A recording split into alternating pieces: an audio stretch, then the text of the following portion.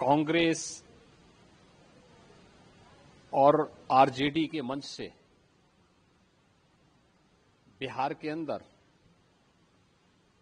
आदरणीय प्रधानमंत्री श्री नरेंद्र मोदी जी के प्रति जिस प्रकार की अभद्र और अशिष्ट नारे लगाए गए हैं, अत्यंत निंदनीय और राजनीति के गिरते हुए अमर्यादित चरित्र को दर्शाता है। हम इसकी निंदा करते हैं। यह मर्यादा का पतन की पराकाष्ठा है।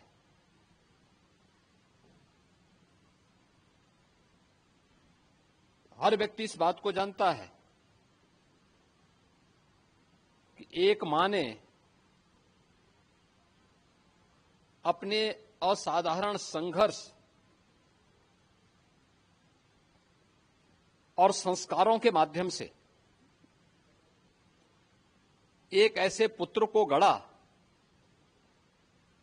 जिसने अपने आप को राष्ट्र माता के लिए समर्पित कर दिया। माता से प्राप्त संस्कारों और संघर्षों ने जिन्हें न केवल देश का बल्कि दुनिया का सबसे लोकप्रिय जन नेता बनाया है। इंडी गठबंधन के मंच से इस प्रकार की अमर्यादित भाषा 140 करोड़ भारतवासियों का अपमान है। निश्चित ही बिहार की जनता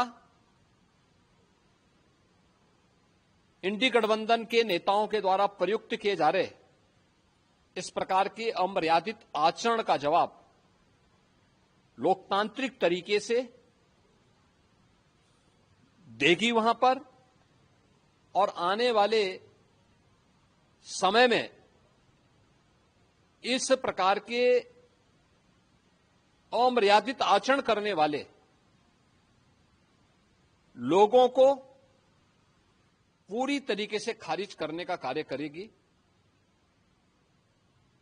क्योंकि कोई भी सभ्य समाज इस प्रकार की भाषा को स्वीकार नहीं कर सकता। इसके लिए कांग्रेस के नेताओं को, आरजेडी के नेताओं को देशवासियों से माफी मांगनी चाहिए।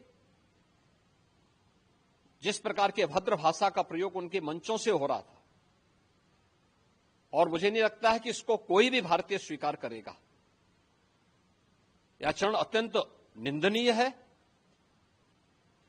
और इस प्रकार का जवाब देकर के, लोकतांत्रिक तरीके से इसका जवाब देकर के बिहार की जनता न केवल लोकतंत्र को बल्कि भारतीय संस्कृति को भी बचाने और उन्हें सुरक्षित रखने में अपना योगदान देगी। इस भाषा का ये लोग इस्तेमाल करते हैं।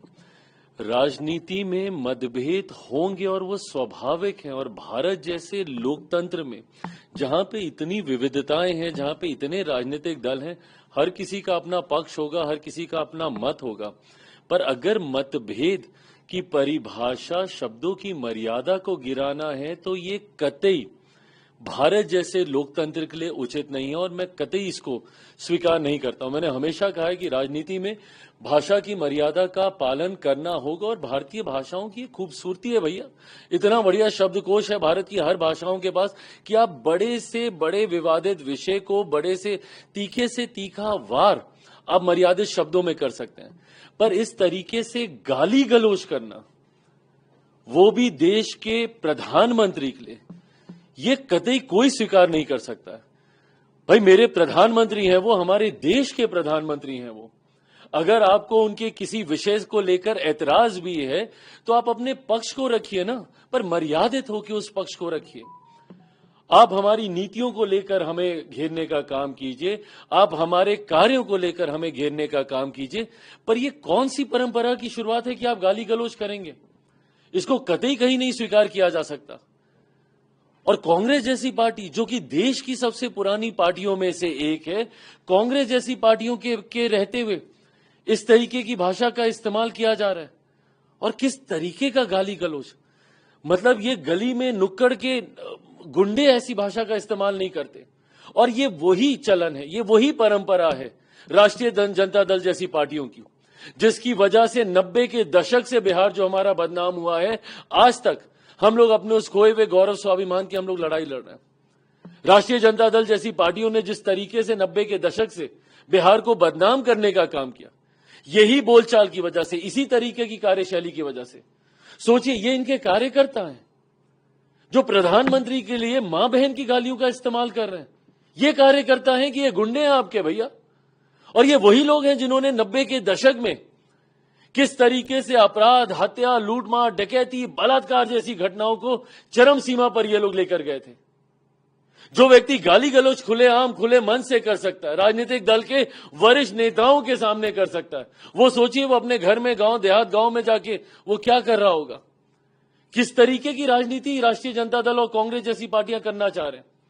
और जब जब चुनाव आता है, इस तरीके से भाषा की मर्यादा को ये लोग गिराने का काम करते हैं। भाई मैंने हमेशा इस बात को कहा है कि हर किसी का परिवार आपके लिए सम्मान का विषय होना चाहिए। क्या लेना देना किसी के परिवार का राजनीति से जो सार्वजनिक जीवन में भी नहीं है।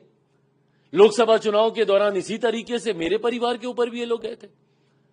आज मुझे बताइए, जो लोग सार्वजनिक जीवन में नहीं है, आप उनके बारे में इतनी आपत्तिजनक टिप्पणी आप कर रहे हैं।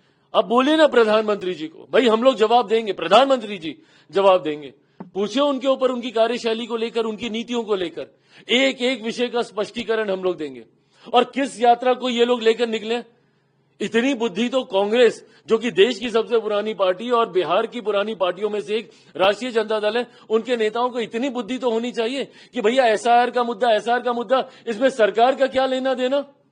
केंद्र सरकार ना 3 में ना 13 में, आपने बार बार आपत्ति दर्ज कराई चुनाव आयोग के सामने जाकर। आप बार बार वहां पे गुहार लगा रहे थे कि भैया ये वोटर लिस्ट में धांधली हो रही है, वोटर लिस्ट में धांधली हो रही है। आपकी शिकायत के ऊपर उसका निवारण करने के लिए चुनाव आयोग ने एक प्रक्रिया का इस्तेमाल किया। इसमें केंद्र सरकार कहां से आ रही है भाई। केंद्र सरकार की इस यात्रा में आप केंद्र सरकार को आप घेर रहे हैं, इस यात्रा का केंद्र सरकार से क्या लेना देना। एसआईआर का मुद्दा ये चुनाव आयोग का मुद्दा, क्योंकि आप शिकायत कर रहे थे लोकसभा चुनाव के बाद, महाराष्ट्र के चुनाव के बाद आपने बार बार बोला कि वोटर लिस्ट में धांधली हो रही है, तो चुनाव आयोग ने उसी प्रक्रिया का इस्तेमाल किया जो इससे पहले भी देश में 4 बार की जा चुकी है। अब आपको उस प्रक्रिया पे भी आपको ऐतराज है और उसके लिए आप सरकार को घेरने आप निकले हैं। और सरकार को घेरते घेरते आप प्रधानमंत्री जी के बारे में ऐसे आपत्तिजनक शब्दों का आप इस्तेमाल करेंगे, इसको देश की जनता, बिहार की जनता मान सम्मान देने में कभी पीछे नहीं रहती। लोकसभा के दौरान भी जब इन्होंने मेरे परिवार के लिए भी ऐसे शब्दों का इस्तेमाल किया था, तुरंत इनको जवाब मिला था। और बिहार की जनता आज भी ये देख रही है। चुनाव में ना सिर्फ इनको इसका जवाब मिलेगा, बल्कि देश की जनता ये देख रही है कि कैसे आप अपनी ओछी राजनीति को साधने के लिए आप घर परिवार की माताएं बहनों तक को आप उसमें घेरने का आप काम कर रहे हैं, जो कि घोर निंदनीय है। मैं, मेरी पूरी पार्टी इसकी पूरी तरीके से निंदा करती है। ये कतई अच्छी लोकतंत्र का परिचय नहीं है।